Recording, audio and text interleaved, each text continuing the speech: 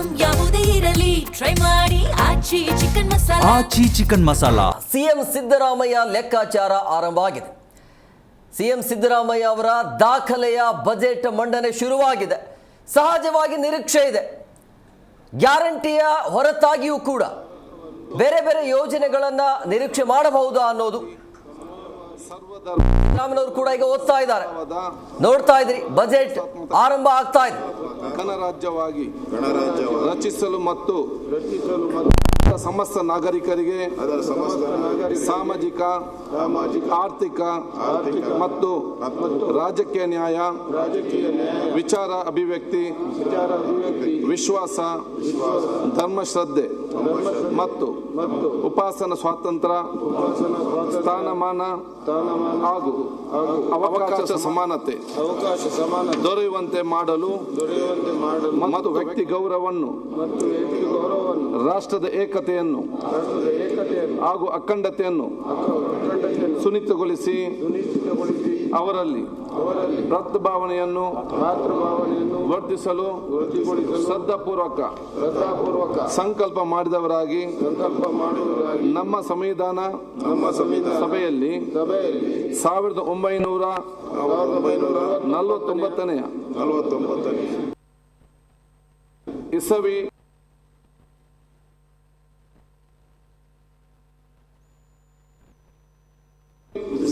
November ತಿಂಗಳ 26ನೇ ತಾರೀಕಾದ ಈ ದಿವಸ ಈ ಮೂಲಕ ಈ ಸಂವಿಧಾನವನ್ನು ಅಂಗೀಕರಿಸಿ ಅಧಿನಿಯಮಿಸಿ ಅರ್ಪಿಸಿಕೊಂಡಿದ್ದೇವೆ. ಈಗ ಸನ್ಮಾನ್ಯ ಮುಖ್ಯಮಂತ್ರಿ ಸಿದ್ದರಾಮಯ್ಯನವರು 2020 ಆಯವ್ಯಯ ಅಂದಾಜು ಮಂಡಿಸುವುದು.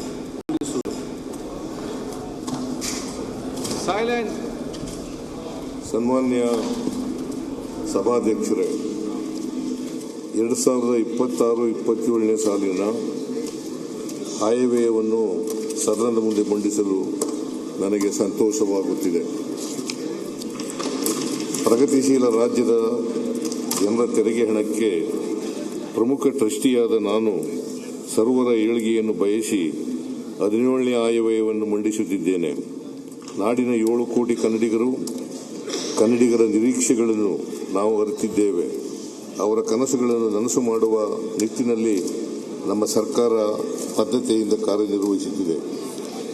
ಈ ಆಯವ್ಯಯವು ನಾಡಿನ ರೈತರ, ದಮನಿತರ, ಕಾರ್ಮಿಕರ, ಮಹಿಳೆಯರ, ಅಶಕ್ತರ, ಅಲ್ಪಸಂಖ್ಯಾತರ, ವಿದ್ಯಾರ್ಥಿ, ಯುವಜನರ, ವ್ಯಾಪಾರ ಮತ್ತು ಕೈಗಾರಿಕೋದ್ಯಮಗಳಲ್ಲಿ ತೊಡಗಿಕೊಂಡವರ ಕನಸುಗಳು ಮತ್ತು ಅವಿಶ್ವಾಸವನ್ನು ಪ್ರತಿನಿಧಿಸುವ ಜೀವಂತ ದಾಖಲೆಯಾಗಿದೆ. ಧನಶೀಲ, ಮನಶೀಲ, ತನುಶೀಲ, ಸರ್ವಮಯ ದಕ್ಕಿಂಗೆ ಕಾಂಬುದೆಲ್ಲವೂ ಶೀಲ, ಇಂತಿ ವ್ರತ ಸಂಪದವೆಲ್ಲವೂ ಆಹಾರ ಕುರಿತು ಮಾಡುವ ನೇಮ ಎಂಬುದ ತಾನರಿಯಬೇಕು. ವಚನಕಾರ್ತಿ ಅಕ್ಕಮ್ಮ.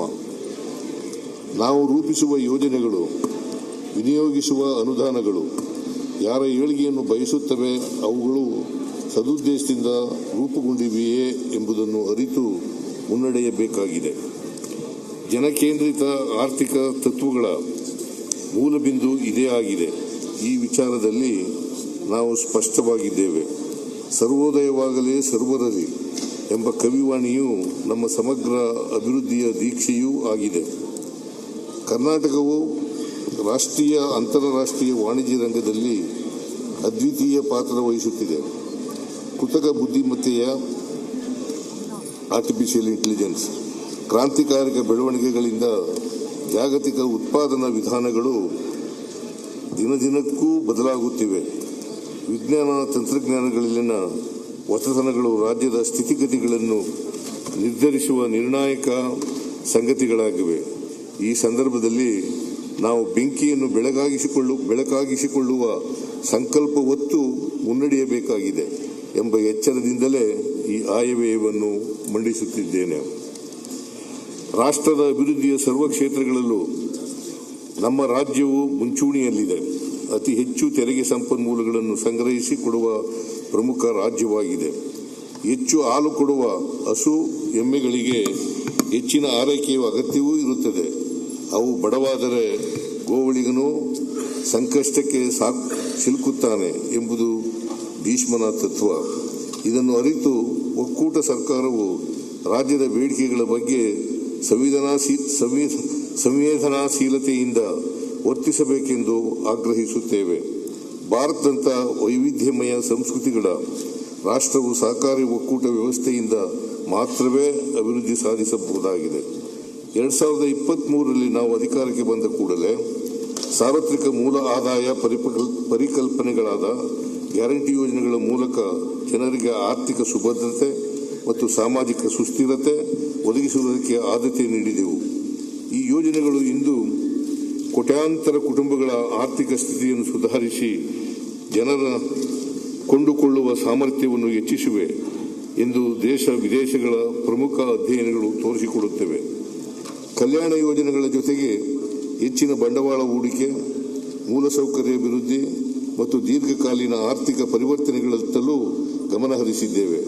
ಮಾನವ ಅಭಿವೃದ್ಧಿಯಲ್ಲಿನ ಹೂಡಿಕೆಯನ್ನು ನಿರ್ಲಕ್ಷಿಸಿದ ಆರ್ಥಿಕ ಅಭಿವೃದ್ಧಿಯ ಅಸ್ಥಿರ ಮಾತ್ರವಲ್ಲ, ಅನೈತಿಕವಾದುದು ಎಂಬ ಅಮರ್ತ್ಯ ಸೇನ್ ಅವರ ಪ್ರಮೇಯವನ್ನು ಅರಿತು ಜನಕಲ್ಯಾಣದ ಯೋಜನೆಗಳಿಗಾಗಿ ಹೂಡಿಕೆ ಮಾಡುತ್ತಿದ್ದೇವೆ.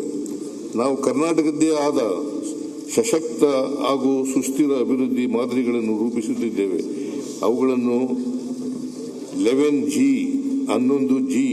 ಮಾದರಿ ಆರ್ಥಿಕಗಳೆಂದು ವ್ಯಾಖ್ಯಾನಿಸಲಾಗುತ್ತಿದೆ. ಗ್ಯಾರಂಟಿ ಎಕಾನಮಿ ಅಂದರೆ ಕಲ್ಯಾಣ ಹಾಗೂ ಲಿಂಗ ಸಮಾನತೆಯ ಹಾದಿಯತ್ತ ಕರ್ನಾಟಕ. ಗುಡ್ ಪಬ್ಲಿಕ್ ಎಜುಕೇಷನ್, ಸರ್ವರ ಏಳಿಗೆ ಬಯಸುವ ಸಮರ್ಥ ಸಾರ್ವಜನಿಕ ಶಿಕ್ಷಣ. ಗುಡ್ ಹೆಲ್ತ್ ಟು ಆಲ್, ಸಮಗ್ರ ಆರೋಗ್ಯ. ಸದೃಢ ಕರ್ನಾಟಕ. ಗ್ರಾಸ್ ರೂಟ್ ಎಕಾನಮಿ, ಕೃಷಿ, ಗ್ರಾಮೀಣಾಭಿವೃದ್ಧಿ ಮತ್ತು ಕಲ್ಯಾಣ ಕಾರ್ಯಕ್ರಮಗಳು. ಗುಡ್ ಗವರ್ನೆನ್ಸ್, ಜನಸ್ನೇಹಿ ಆಡಳಿತ. ಗಿಗ್ ಎಕಾನಮಿ, ಕಾರ್ಮಿಕ ಕಲ್ಯಾಣ ಕಾರ್ಯಕ್ರಮಗಳು. ಜಿಯೋಗ್ರಾಫಿಕಲ್ ಈಕ್ವಾಲಿಟಿ, ಪ್ರಾದೇಶಿಕ ಅಸಮಾನತೆಯ ನಿವಾರಣೆ. ಗ್ಲೋಬಲ್ ಟ್ರೇಡ್ ಎಕಾನಮಿ ಅಥವಾ ವ್ಯಾಪಾರ ಮತ್ತು ಕೈಗಾರಿಕೆ ವೃದ್ಧಿ. 9 ಗ್ಲೋಬ್ ಟ್ರೋಟಿಂಗ್ ಎಕಾನಮಿ, ಪ್ರವಾಸೋದ್ಯಮ ಆರ್ಥಿಕತೆ. ಗ್ರೀನ್ ಎಕಾನಮಿ, ನವೀಕರಿಸಬಹುದಾದ ಇಂಧನ ಸೇರಿದಂತೆ ಪರಿಸರ ಪೂರಕ ಆರ್ಥಿಕ ಚಟುವಟಿಕೆಗಳು. ಗ್ರೋಯಿಂಗ್ ಅರ್ಬನ್ ಎಕಾನಮಿ, ನಗರ ಕೇಂದ್ರಿತ ಸುಸ್ಥಿರ ಆರ್ಥಿಕತೆ. ಈ ಆರ್ಥಿಕ ಪ್ರಮೇಯಗಳನ್ನು ಆಧಾರವಾಗಿಟ್ಟುಕೊಂಡು ನಾವು ನಾಡಿನ ಅಭಿವೃದ್ಧಿ ರಥವನ್ನು ಮುನ್ನಡೆಸುತ್ತಿದ್ದೇವೆ. ಈ ಪ್ರಮೇಯಗಳು ಹೇಗೆ ಕರ್ನಾಟಕದ್ದೇ ಆದ ಅಭಿವೃದ್ಧಿ ಮಾದರಿಯನ್ನು ವ್ಯಾಖ್ಯಾನಿಸುತ್ತವೆ ಎಂಬುದನ್ನು ಆಯವ್ಯಯದ ಇಲಾಖಾವಾರು ಖಂಡಿಕೆಗಳಲ್ಲಿ ಗಮನಿಸಬಹುದಾಗಿದೆ. ಕರ್ನಾಟಕದ 45ಕ್ಕೂ ಹೆಚ್ಚಿನ ಉತ್ಪನ್ನಗಳಿಗೆ GI ಮಾನ್ಯತೆಗಳು ದೊರೆತಿವೆ. ಈ ಮಾನ್ಯತೆಗಳು ನಮ್ಮ ಜನರ ಪಾರಂಪರಿಕ ಕ್ರಿಯಾಶೀಲತೆಗೆ ಸಾಕ್ಷಿಯಾಗಿದ್ದು ಹೊಸ ಉದ್ಯೋಗಗಳ ಸೃಜನೆಯಲ್ಲಿ ಪ್ರಮುಖ ಪಾತ್ರ ವಹಿಸುತ್ತಿವೆ. ರಾಜ್ಯದ ಪ್ರಮುಖ ಇಲಾಖೆಗಳಲ್ಲಿ ಖಾಲಿ ಇರುವ ಹುದ್ದೆಗಳನ್ನು ಭರ್ತಿ ಮಾಡುವುದರ ಮೂಲಕ ಆಡಳಿತ ವ್ಯವಸ್ಥೆಯನ್ನು ಬಲಪಡಿಸುತ್ತಿದ್ದೇವೆ. ನಮ್ಮ ಚುನಾವಣಾ ಪ್ರಣಾಳಿಕೆಯಂತೆ ಉದ್ಯೋಗ ಸೃಷ್ಟಿಗೆ ನಾವು ಆದ್ಯತೆ ನೀಡಿದ್ದೇವೆ. ಈ ವರ್ಷ 56,432 ಹುದ್ದೆಗಳನ್ನು ಭರ್ತಿ ಮಾಡುವ ಪ್ರಕ್ರಿಯೆಗೆ ಚಾಲನೆ ನೀಡಿದ್ದೇವೆ. ಉದ್ಯೋಗ ನೇಮಕಾತಿಗಳಲ್ಲಿ ನ್ಯಾಯಾಲಯದ ಪ್ರಕರಣಗಳಿಂದ ಉಂಟಾಗಿದ್ದ ವಿಳಂಬವನ್ನು ಪರಿಗಣಿಸಿ ವಯೋಮಿತಿಯಲ್ಲಿ 1 ಬಾರಿಗೆ 5 ವರ್ಷಗಳ ಸಡಿಲಿಕೆ ನೀಡಿದ್ದೇವೆ. ಸರ್ಕಾರ ಹುದ್ದೆಗಳನ್ನು ಭರ್ತಿ ಮಾಡುವುದರ ಜೊತೆಯಲ್ಲಿ ರಾಜ್ಯದ ರಸ್ತೆ, ಸೇತುವೆ, ಕಟ್ಟಡಗಳ ನಿರ್ಮಾಣಕ್ಕೂ ನಮ್ಮ ಸರ್ಕಾರ ಆದ್ಯತೆ ನೀಡುತ್ತಿದೆ. ಇಲಾಖಾವಾರು ನೀಡುವ ಅನುದಾನಗಳನ್ನು ಹೊರತುಪಡಿಸಿ ಕಳೆದ ವರ್ಷ ರಸ್ತೆ ಮತ್ತು ಮೂಲಸೌಕರ್ಯ ಅಭಿವೃದ್ಧಿಗಾಗಿ ಮುಖ್ಯಮಂತ್ರಿ ಮೂಲಸೌಕರ್ಯ ಅಭಿವೃದ್ಧಿ ಕಾರ್ಯಕ್ರಮವನ್ನು ಜಾರಿಗೊಳಿಸಿ 8,600 ಕೋಟಿ ರುಗಳ ಕಾಮಗಾರಿಗಳನ್ನು ತೆಗೆದುಕೊಳ್ಳಲಾಗಿದೆ. ಇದರ ಎರಡನೇ ಹಂತವಾಗಿ 26-27ನೇ ಸಾಲಿನಲ್ಲಿ 4,000 ಕೋಟಿ ಮೊತ್ತದ ಕಾಮಗಾರಿಗಳನ್ನು ಕೈಗೆತ್ತಿಕೊಳ್ಳಲಾಗುವುದು. ವಸತಿ ರಹಿತರಿಗೆ ಮನೆಗಳು, ನಿರುದ್ಯೋಗಿ ಯುವಜನರಿಗೆ ಸ್ವಯಂ ಉದ್ಯೋಗಗಳನ್ನು ಕಲ್ಪಿಸಿಕೊಡಲು ಹೆಚ್ಚಿನ ಪ್ರಾಮುಖ್ಯತೆ ನೀಡುತ್ತಿದ್ದೇವೆ. ಹವಾಮಾನ ಬದಲಾವಣೆಯಿಂದ ಉಂಟಾಗುತ್ತಿರುವ ತಲ್ಲಣಗಳನ್ನು ನಿಭಾಯಿಸಲು ಸೂಕ್ತ ಕಾರ್ಯತಂತ್ರಗಳನ್ನು ರೂಪಿಸುತ್ತಿದ್ದೇವೆ. ಪ್ರಾದೇಶಿಕ ಅಸಮತೋಲನ ನಿವಾರಣೆಗೆ ಮತ್ತಷ್ಟು ಹೆಚ್ಚಿನ ಆದ್ಯತೆ ನೀಡುತ್ತಿದ್ದೇವೆ. ಪ್ರೊಫೆಸರ್ ಎಂ ಗೋವಿಂದರಾವ್ ಸಮಿತಿಯ ಶಿಫಾರಸುಗಳಿಗೆ ತಾತ್ವಿಕ ಅನುಮೋದನೆ ನೀಡಲಾಗಿದೆ. ರಾಜ್ಯ ನೀತಿ ಮತ್ತು ಯೋಜನಾ ಆಯೋಗ, 5ನೇ ಹಣಕಾಸು ಆಯೋಗ, ಆಡಳಿತ ಸುಧಾರಣಾ ಆಯೋಗಗಳ ಶಿಫಾರಸುಗಳನ್ನು ಪರಿಶೀಲಿಸಿ ಅನುಷ್ಠಾನಗೊಳಿಸಲು ಬದ್ಧರಾಗಿದ್ದೇವೆ. ಕರ್ನಾಟಕ ಮಾಹಿತಿ ಮತ್ತು ಜೈವಿಕ ತಂತ್ರಜ್ಞಾನ, ಸ್ಟಾರ್ಟ್ಅಪ್, ಎಲೆಕ್ಟ್ರಾನಿಕ್ಸ್, ಏರೋಸ್ಪೇಸ್ ಕ್ಷೇತ್ರಗಳಲ್ಲಿನ ಸಾಧನೆಗಳ ಜಾಗತಿಕ ಹೂಡಿಕೆ ಮತ್ತು ಪ್ರತಿಭೆಗಳನ್ನು ಸೆಳೆಯುತ್ತಿವೆ. ಬಿಯಾಂಡ್ ಬೆಂಗಳೂರು ಪರಿಕಲ್ಪನೆಯ ಹೆಚ್ಚಿನ ಬಂಡವಾಳವನ್ನು ಆಕರ್ಷಿಸುತ್ತಿದೆ. ರಾಜ್ಯವು ರೂಪಿಸಿರುವ ಹೊಸ ಕೈಗಾರಿಕಾ ನೀತಿಯಿಂದ ಹಂತ 2, ಹಂತ 3 ನಗರಗಳಲ್ಲಿಯೂ ಅಭಿವೃದ್ಧಿ ಸಾಧ್ಯವಾಗಲಿದೆ. ರಾಜ್ಯದ ಸರ್ವಾಂಗೀಣ ಅಭಿವೃದ್ಧಿಗೆ ನಮ್ಮ ಸರ್ಕಾರವು ಶಕ್ತಿ ಮೀರಿ ಪ್ರಯತ್ನಿಸುತ್ತಿದ್ದರೂ ಕೇಂದ್ರ ಸರ್ಕಾರವು ಒಕ್ಕೂಟ ತತ್ವದ ಸಾಂವಿಧಾನಿಕ ನಿಯಮಗಳನ್ನು ಪಾಲಿಸದೆ ರಾಜ್ಯಕ್ಕೆ ನಿರಂತರ ಅನ್ಯಾಯವೆಸಗುತ್ತಿದೆ. ಕೇಂದ್ರ ಪುರಸ್ಕೃತ ಯೋಜನೆಗಳಲ್ಲಿ ತನ್ನ ಪಾಲಿನ ಕಡಿತ, ಕೇಂದ್ರದ ಯೋಜನೆಗಳಲ್ಲಿ ತಾರತಮ್ಯ, 15ನೇ ಹಣಕಾಸು ಆಯೋಗದ ಶಿಫಾರಸುಗಳಿಂದ ತೆರಿಗೆ ಹಂಚಿಕೆಯಲ್ಲಿನ ಅನ್ಯಾಯ, ಅದೇ ಆಯೋಗವು ಮಾಡಿದ್ದ ವಿಶೇಷ ಶಿಫಾರಸುಗಳನ್ನು ಕೇಂದ್ರ ಸರ್ಕಾರ ಅನುಷ್ಠಾನ ಮಾಡದ ಕಾರಣ ಉಂಟಾದ ಆರ್ಥಿಕ ನಷ್ಟ ಮತ್ತು ಜಿಎಸ್ಟಿ ದರಗಳನ್ನು ತರ್ಕಬದ್ಧಗೊಳಿಸುವ ಅಕಾಲಿಕ ನಿರ್ಧಾರದಿಂದ ರಾಜ್ಯದ ಬೊಕ್ಕಸದ ಮೇಲೆ ಬಿದ್ದ ಹೆಚ್ಚುವರಿ ಹೊರೆ ಮತ್ತು ಒತ್ತಡಗಳನ್ನು ನಿಭಾಯಿಸುವುದು ಸವಾಲಿನ ಕೆಲಸವಾಗಿದೆ. ಮಹಾತ್ಮ ಗಾಂಧಿ ರಾಷ್ಟ್ರೀಯ ಗ್ರಾಮೀಣ ಉದ್ಯೋಗ ಖಾತ್ರಿ ಯೋಜನೆಯನ್ನು ಕೇಂದ್ರ ಸರ್ಕಾರವು ವ್ಯವಸ್ಥಿತವಾಗಿ ದುರ್ಬಲಗೊಳಿಸಿರುವುದರಿಂದ ಜನರ ಉದ್ಯೋಗದ ಹಕ್ಕುಗಳು ಮೊಟಕಾಗಲಿವೆ ಮತ್ತು ರಾಜ್ಯಗಳ ಆರ್ಥಿಕ ಹೊರೆ ಇನ್ನಷ್ಟು ಹೆಚ್ಚಲಿದೆ. ಈ ಕಾರಣಗಳಿಂದ ರಾಜ್ಯದ ಹಿತಾಸಕ್ತಿಗಾಗಿ ಪಕ್ಷಾತೀತವಾಗಿ ಎಲ್ಲರೂ ಒಗ್ಗೂಡಿ ಕೇಂದ್ರ ಸರ್ಕಾರದ ಮೇಲೆ ಒತ್ತಡ ಹೇರಲೇಬೇಕಾಗಿದೆ. ರಾಜ್ಯದ ಸರ್ವಾಂಗೀಣ ಅಭಿವೃದ್ಧಿಗೆ ಪೂರಕವಾದ ಯೋಜನೆಗಳನ್ನು ರೂಪಿಸಿ ಅನುಷ್ಠಾನಗೊಳಿಸುವ ನಮ್ಮ ಸಂಕಲ್ಪವನ್ನು ದೃಢಪಡಿಸುತ್ತದೆ. ಕೇಂದ್ರ ಸರ್ಕಾರದ ಅಸಹಕಾರದ ನಡುವೆಯೂ ಆರ್ಥಿಕ ಬೆಳವಣಿಗೆಯೊಂದಿಗೆ ವಿತ್ತೀಯ ಶಿಸ್ತು ಪಾಲಿಸಲು ಸಾಧ್ಯವಾಗಿರುವುದು ನಮ್ಮ ಆಡಳಿತದ ವಿಧಾನದ ಮಾದರಿಯಾಗಿದೆ. ಈ ಆಯವ್ಯಯವು ನಾಡಿನ ಉಜ್ವಲ ಭವಿಷ್ಯವನ್ನು ಕಟ್ಟುವ ದೃಷ್ಟಿಯಿಂದ ರೂಪಿತವಾಗಿದೆ. ನಾಡಿನ ಅಭಿವೃದ್ಧಿಗೆ ಪಕ್ಷಾತೀತವಾಗಿ ಶ್ರಮಿಸುವುದು ನಮ್ಮೆಲ್ಲರ ಹೊಣೆಯಾಗಿದೆ. ನ್ಯಾಯವು ನಮ್ಮ ಪರವಾಗಿರುವಾಗ ಈ ಹೋರಾಟದಲ್ಲಿ ನಾವು ಸೋಲಲು ಸಾಧ್ಯವೇ ಇಲ್ಲ. ಈ ಹೋರಾಟವು ನನಗೆ ಹರ್ಷದಾಯಕ ಸಂಗತಿಯಾಗಿದೆ. ಇದು ಪರಿಪೂರ್ಣ ಅರ್ಥದಲ್ಲಿ ಆಧ್ಯಾತ್ಮಿಕವಾದ ಹೋರಾಟವಾಗಿದೆ. Doctor BR Ambedkar. ರಾಜ್ಯದ ಆರ್ಥಿಕತೆ. ರಾಜ್ಯದ GSTPಯು 2025-26ನೇ ಸಾಲಿನಲ್ಲಿ 8.1% ನೈಜ ಬೆಳವಣಿಗೆಯನ್ನು ದಾಖಲಿಸಿದ್ದು, ದೇಶದ GDP ಬೆಳವಣಿಗೆ 7.4% ಗಿಂತ ಹೆಚ್ಚಿಗೆ ಇರುತ್ತದೆ. ಆರ್ಥಿಕತೆಯಲ್ಲಿನ ಈ ಸದೃಢ ಬೆಳವಣಿಗೆಯು ರಾಜ್ಯದ ಎಲ್ಲ ವಲಯಗಳ ಸಮಗ್ರ ಬೆಳವಣಿಗೆಯಿಂದ ಸಾಧ್ಯವಾಗಿದೆ. 2025-26ನೇ ಸಾಲಿನಲ್ಲಿ ರಾಜ್ಯದ ಆರ್ಥಿಕತೆಯ ವಿವಿಧ ವಲಯಗಳಲ್ಲಿ ಸಮತೋಲಿತ ಬೆಳವಣಿಗೆ ಕಂಡುಬಂದಿದೆ. ಉತ್ತಮ ಮುಂಗಾರಿನಿಂದಾಗಿ ಕೃಷಿ ಕ್ಷೇತ್ರದಲ್ಲಿ 9.1%, ಕೈಗಾರಿಕಾ ವಲಯದಲ್ಲಿ 6.7% ಹಾಗೂ ಸೇವಾ ವಲಯದಲ್ಲಿ 8.1% ಬೆಳವಣಿಗೆ ದಾಖಲಿಸಿದೆ. ಸರ್ಕಾರವು ಹೆಚ್ಚಿಸಿದ ಬಂಡವಾಳ ಹೂಡಿಕೆಯ ಜೊತೆಗೆ ಖಾಸಗಿ ಹೂಡಿಕೆಯಲ್ಲಿನ ಹೆಚ್ಚಳವು ರಾಜ್ಯದ ಒಟ್ಟಾರೆ ಆರ್ಥಿಕ ಬೆಳವಣಿಗೆಗೆ ಉತ್ತೇಜನ ನೀಡಿದೆ.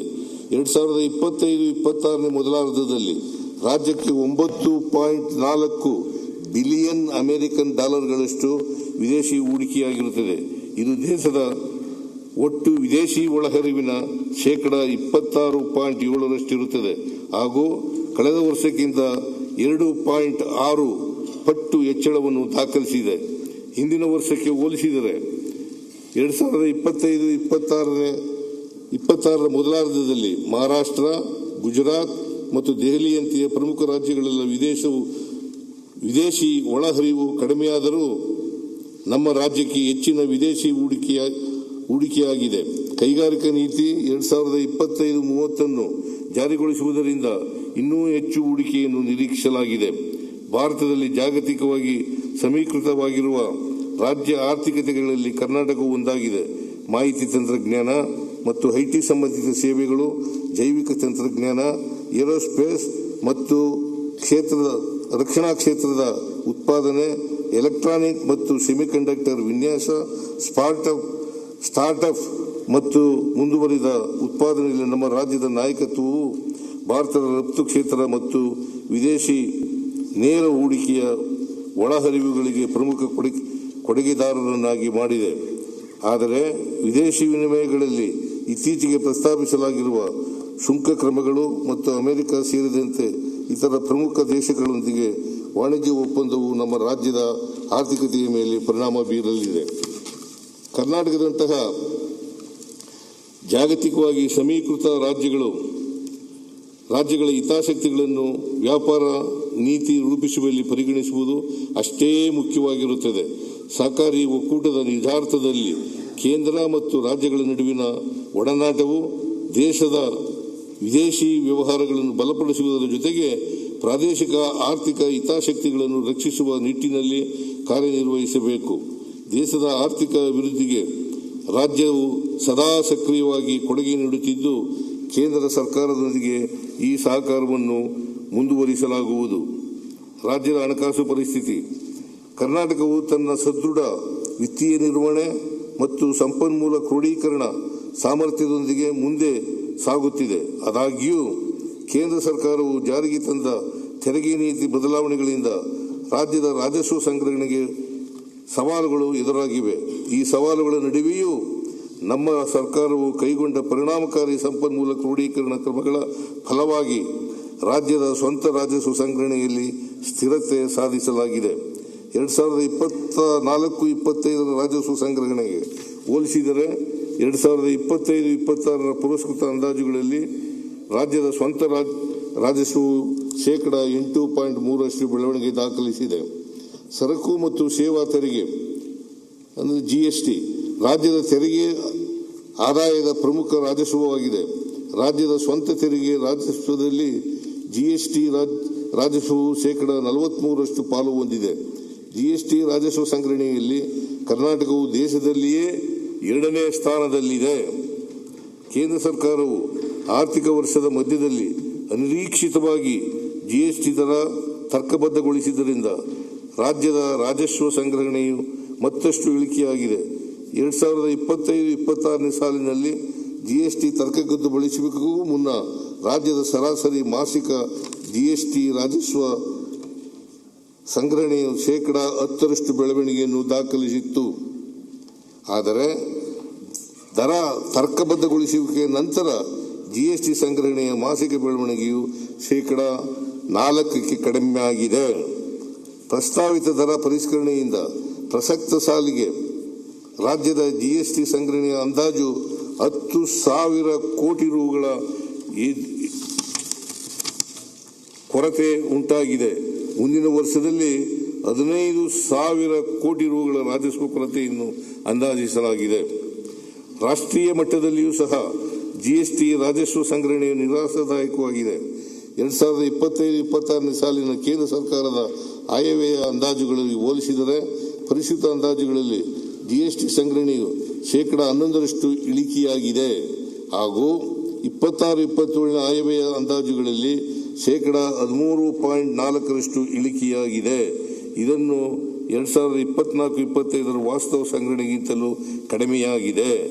ದೇಶದ GST ಸಂಗ್ರಹಣೆಯು ಪ್ರಸಕ್ತ ಸಾಲಿನಲ್ಲಿ 1.3 ಲಕ್ಷ ಕೋಟಿ ರೂಗಳು ಮತ್ತು ಮುಂದಿನ ವರ್ಷದಲ್ಲಿ 2 ಲಕ್ಷ ಕೋಟಿ ರೂಗಳು ಕೊರತೆಯಾಗಲಿದೆ. ಇದರ ಪರಿಣಾಮವಾಗಿ ರಾಜ್ಯಗಳಿಗೆ ನೀಡುವ ತೆರಿಗೆ ಹಂಚಿಕೆಯು ಕಡಿಮೆಯಾಗಲಿದೆ. GST ಸಂಗ್ರಹಣೆಯಲ್ಲಿನ ಕುಸಿತದಿಂದ ರಾಜ್ಯಗಳಲ್ಲಿನ ಹೆಚ್ಚಿನ ಹಣಕಾಸು ಒತ್ತಡ ಉಂಟಾಗಿದೆ. ತೆರಿಗೆ ರಚನೆಯಲ್ಲಿನ ಬದಲಾವಣೆ ಮತ್ತು GST ದರ ತರ್ಕಬದ್ಧಗೊಳಿಸುವಿಕೆಯು ಕೇಂದ್ರ ಸರ್ಕಾರಕ್ಕಿಂತ ಹೆಚ್ಚಾಗಿ ರಾಜ್ಯಗಳ ರಾಜಸ್ವ ಸಂಗ್ರಹಣೆಯ ಮೇಲೆ ನೇರವಾಗಿ ಪ್ರಭಾವ ಬೀರಿದೆ.